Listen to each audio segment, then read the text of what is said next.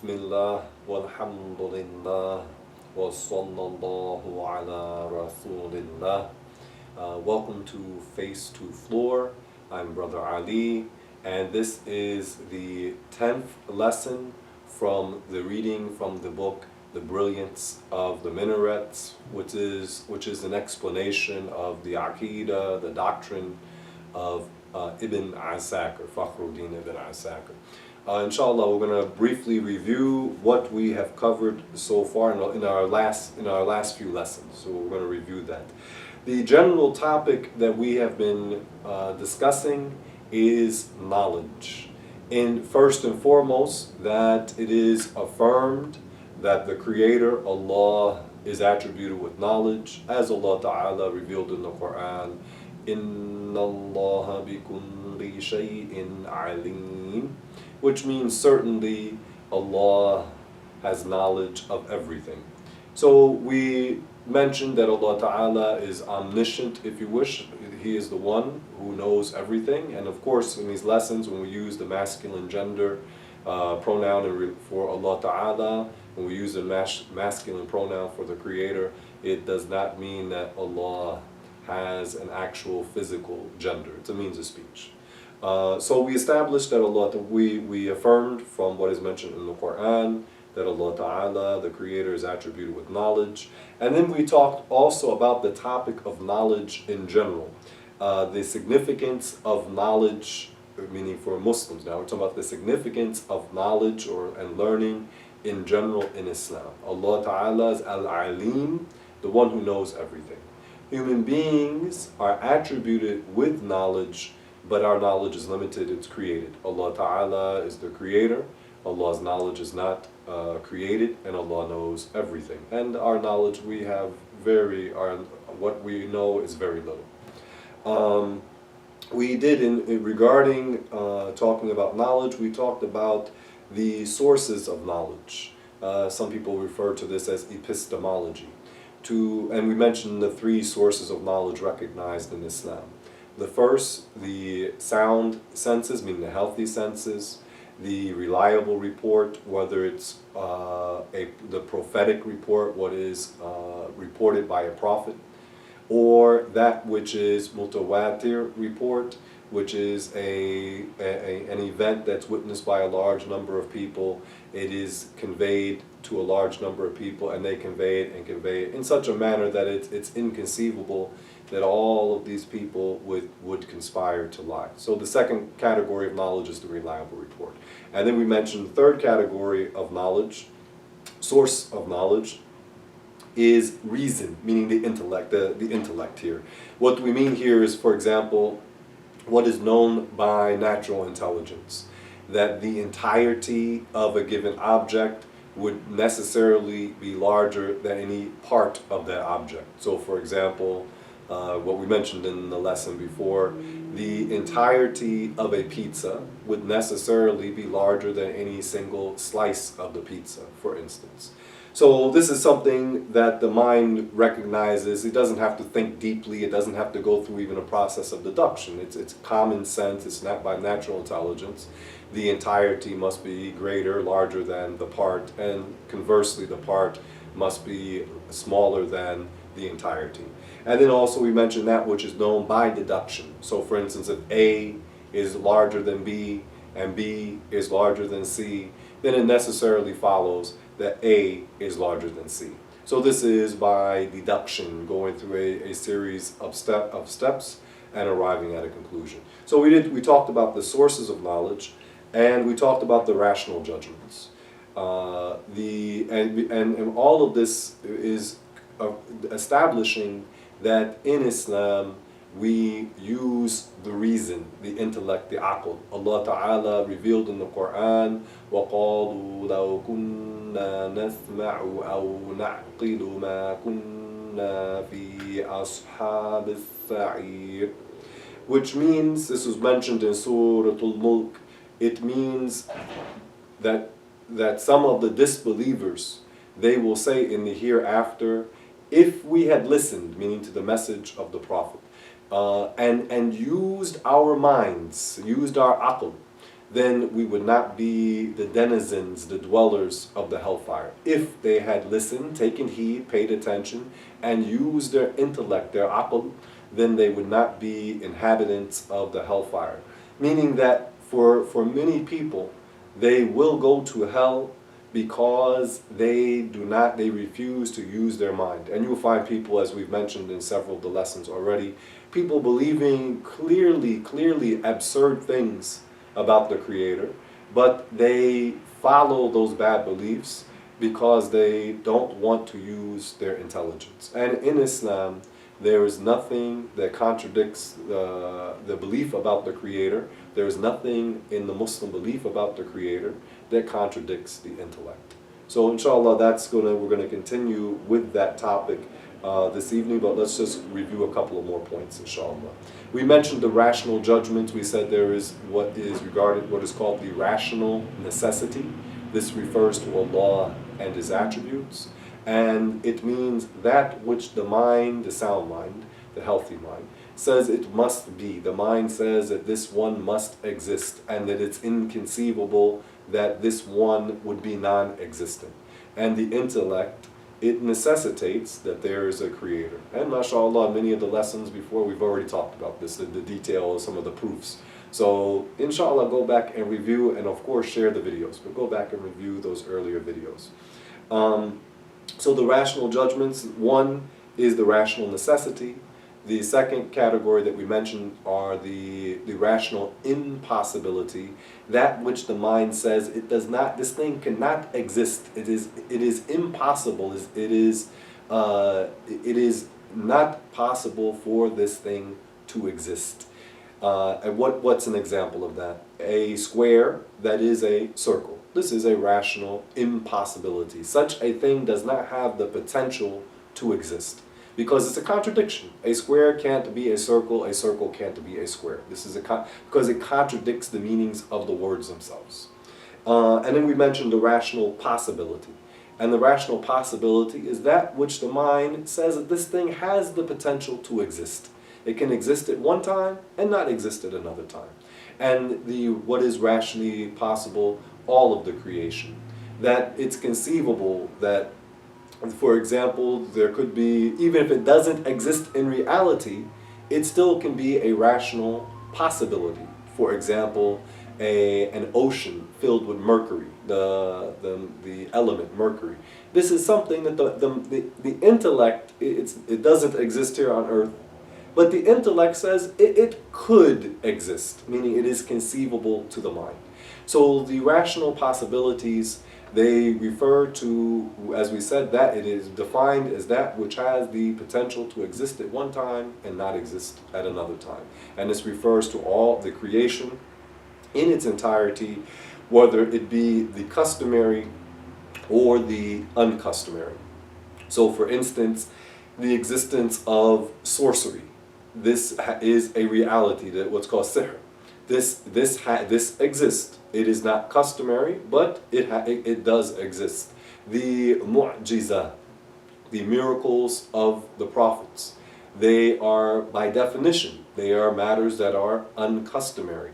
But they do not, to the intellect, it is not, the miracles are not something to be regarded as something impossible. They simply are uncustomary. And we did say previously that one of the big mistakes that people make is that they confuse the uncustomary with the impossible. What is impossible? What we mentioned, like a square that is a circle. What is uncustomary? For example, the miracle of Prophet Ibrahim alayhi salam being catapulted into a raging fire and not burning in his clothing nor in his body. This is uncustomary, but there's nothing, this doesn't contradict anything. It is just simply contrary to the normal course of things. But as Muslims, we understand that Allah is the only creator.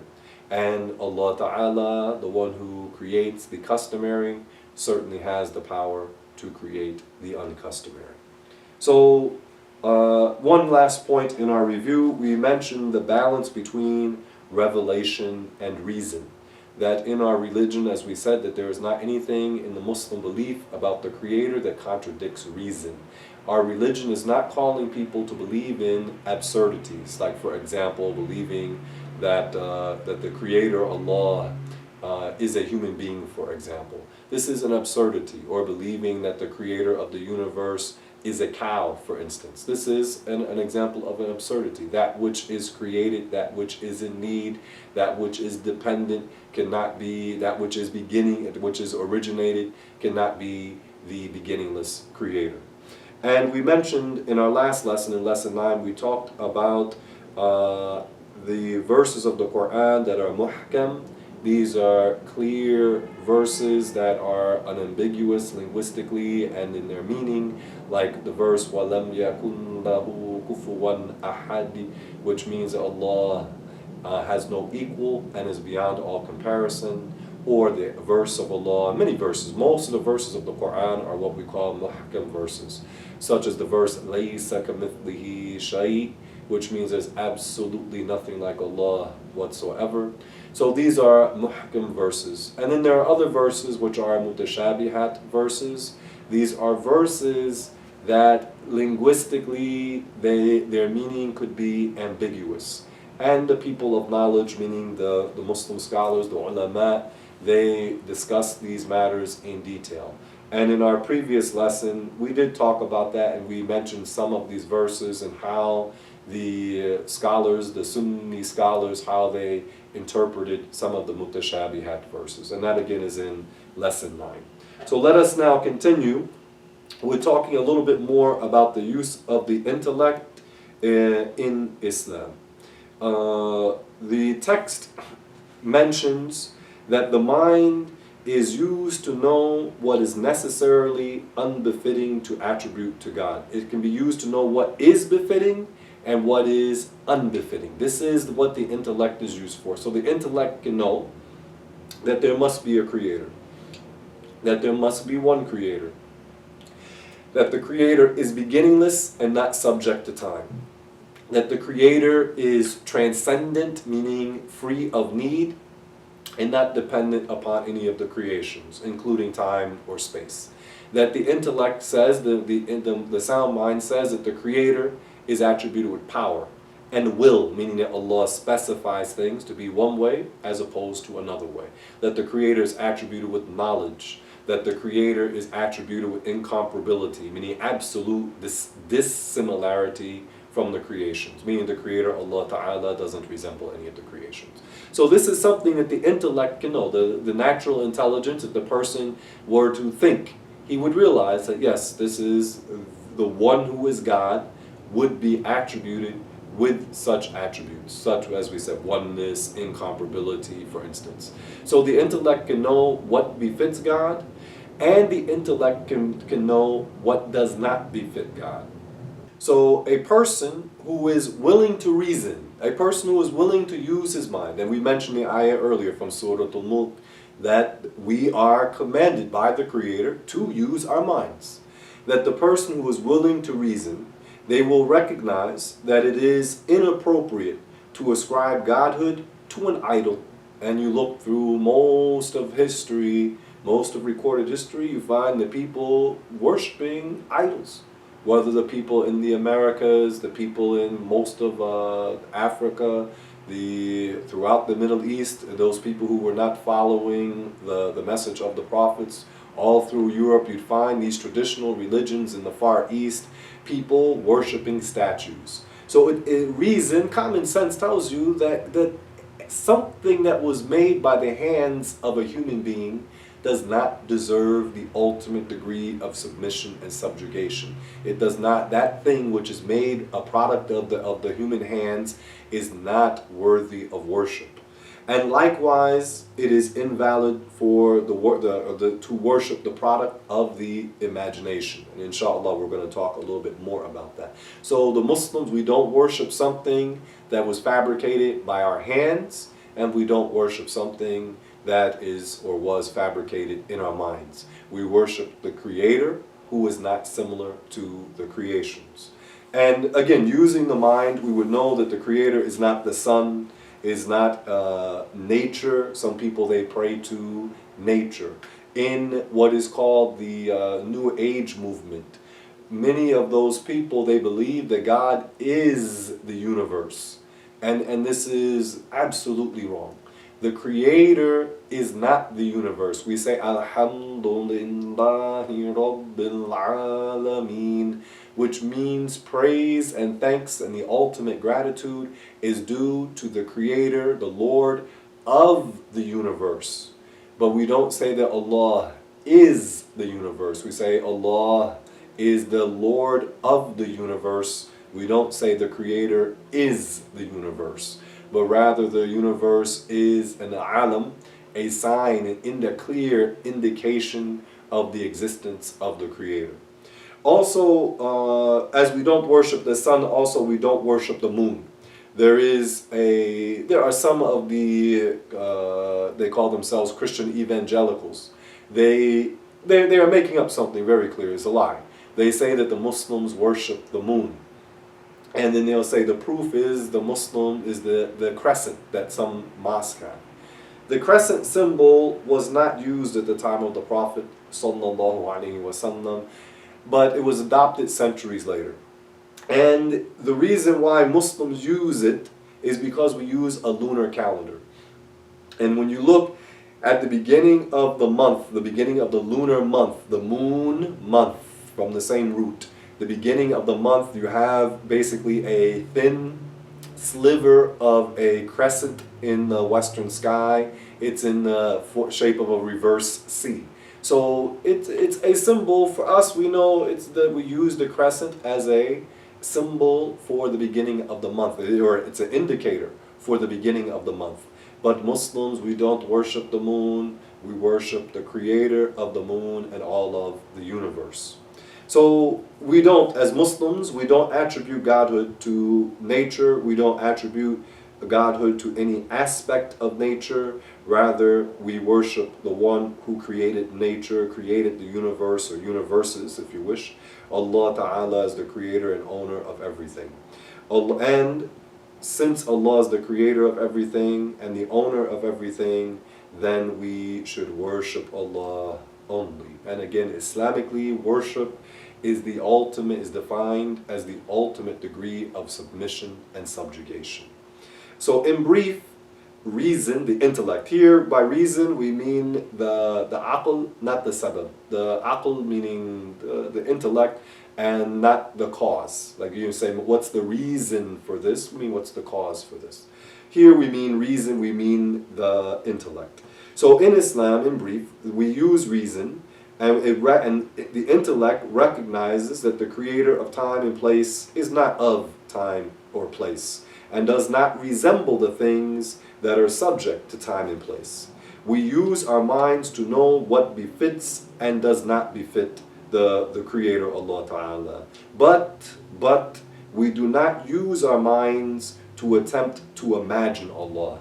So in Islam we are balanced. One of the names of Allah is Al-Zahir, the one whose existence is evident. We know that God's existence is evident by the existence of the creation. And we've talked before, we know the creation could not have made itself, and we know the creation could not be beginningless. So since it has a beginning, and it was so the creation has a beginning, and it was started by something other than itself. So we say that is the creator in Arabic language. In the Arabic language, we say the creator's name is Allah. So we know that the universe has a creator. The creation is the proof for the existence of the creator. So Allah's existence is evident. He's Al-Zahir. And Allah is Al-Batin, which means that Allah cannot be fathomed, cannot be imagined by the mind. So as Muslims, we understand that, let's go back a step. You look at look at two groups of people who went astray in two extremes. You have the Mushabbiha, the people who believe that God is similar to the creations, whether idol worshippers, people worshipping icons, images, people worshipping images of their imagination. So you have people who believe that God is somehow somewhat similar to the creations. So they use their mind to recognize that God exists, but then they thought that God, the creator, is somehow somewhat similar to the creations. Then you have the other extreme, are the atheists. When a Muslim will say, well, we believe that there is a creator, the atheist will say, well, show me this God that you worship. But the atheist here is assuming that God, the creator, is a physical being, is something dimensional, is something that can be perceived by the senses. And we should all be clear that the creator of the senses is not similar to that which is perceived by these senses.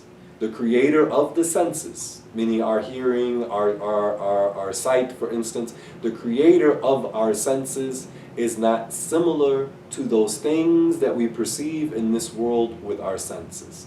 The creator, Allah Ta'ala, is not an object, not an image, doesn't have size, doesn't have shape, doesn't have dimensions. So the one who has such attributes is not similar to the things that we see, for instance, in this life. The things that we see in this world. We see objects, images, things with size, shape, form, color, direction, and dimensions. The creator, Allah Ta'ala, doesn't have those attributes. Allah is the creator and does not resemble the creations. So the atheists, they go to the other extreme. They say, because I don't see God, then they say there is no God. You have the others, the resemblers, they recognize that the universe must have a creator, but they believe the creator is similar to the creations. They attribute partners to the creator. Many of them say that there are a multitude of alleged gods. And the Muslims, we are in the middle. We say that indeed there is a creator, contrary to what the atheists say. And then we say, and indeed the creator is not similar to the creations, which is contrary to what we said, the people, the mushabbiha, the ones who believe God is somehow similar to the creations.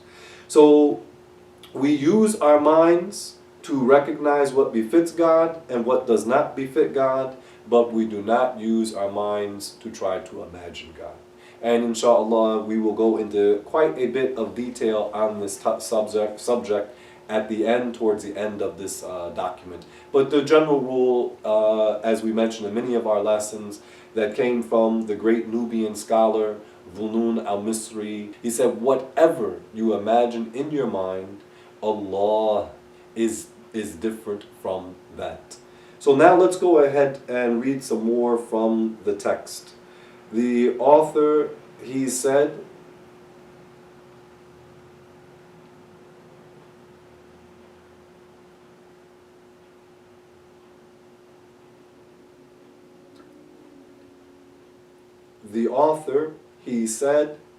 يَعْلَمُ مَا فِي الْبَرِّ وَالْبَحْرِ وَمَا تَسْقُطُ مِنْ وَرَقَةٍ إِلَّا يَعْلَمُهَا وَلَا حَبَّةٍ فِي ظُلُمَاتِ الْأَرْضِ وَلَا رَطْبٍ وَلَا يَابِسٍ إِلَّا فِي كِتَابٍ مُبِينٍ أَحَاطَ بِكُلِّ شَيْءٍ عِلْمًا وَأَحْصَى كُلَّ شَيْءٍ عَدَدًا. And this is all related to, again, the topic that Allah Ta'ala knows everything. The meaning of what was read is nothing on earth or in the heavens is hidden from Allah. Allah knows what is in land and in sea. Not a leaf does fall, but Allah knows about it. There is no grain in the darkness of earth, nor anything which is moist or dry, but is inscribed in a clear book. Allah's knowledge encompasses everything. Allah knows the count of all things.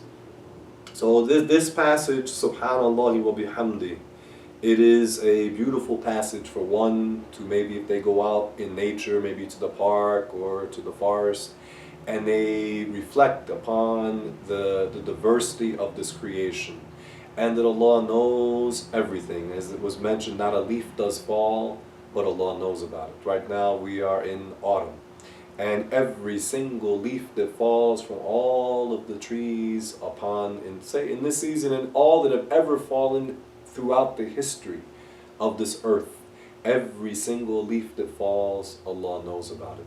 Every single drop of rain, Allah knows about it. Every single seed that is in the earth, the ones that will grow and the ones that won't grow, Allah knows about it. So Allah Ta'ala has the perfect knowledge, Nothing escapes the knowledge of Allah. And in the explanation, everything that happens in this world, in the heavens and on earth, on the land and in the sea, and what is under the ground is inscribed in a clear book, and that book is called Al-Lawh Al-Mahfuz.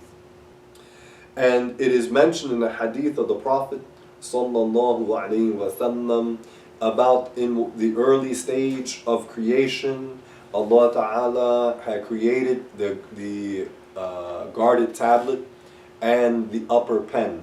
And Allah Ta'ala, it's mentioned in the hadith that the Prophet told us that Allah Ta'ala ordered the pen to write in the guarded tablet. The Prophet sallallahu alaihi wasallam told us about what happened in the early stage of creation, that Allah Ta'ala ordered the pen to write in the guarded tablet. In the hadith, "Uktub ma kana wa ma yakunu ila yawm al-qiyamah," which means that the pen which is in the upper world and the guarded tablet is a giant like a board, if you wish, like you say like a chalkboard, if you wish, but it's not made out of, not from chalk, but a giant board, a tablet. That the pen in this upper pen was commanded to write in the guarded tablet all that was, meaning since this was in the early stage of creation, but all that had taken place in the beginning, the early stage of creation, what had already occurred in the earliest stages of creation, and all that will happen until the day of judgment. So, what is in the guarded tablet, although the amount of information there is immense, it is limited. The tablet, the size of the guarded tablet is limited, and that which is in it is limited. Because we know that paradise and hellfire, they last forever. And their existence is originated, but perpetual. It has a beginning, paradise has a beginning, hellfire has a beginning, but their existence is perpetual, so it has a start, but it goes forever into futurity, forever into the future. Everything but Allah has a beginning. Allah Ta'ala is the only one who doesn't have a beginning. Everything other than Allah Subhanahu wa Ta'ala has a beginning. But there are creations, things which have a beginning, things which are originated, and their existence is forever. We mentioned paradise, hellfire, the human soul. It has a beginning, but it will last forever into the future. So let's finish up, inshaAllah. The knowledge of Allah Ta'ala encompasses everything, means that Allah Subhanahu knows what has existed and what shall exist. The meaning that Allah knows the count of all things is that Allah knew by His eternal knowledge the number of all existing things. Allah knew this count before the existence of the creation. Allah knew what would happen, meaning about the creations, before they existed.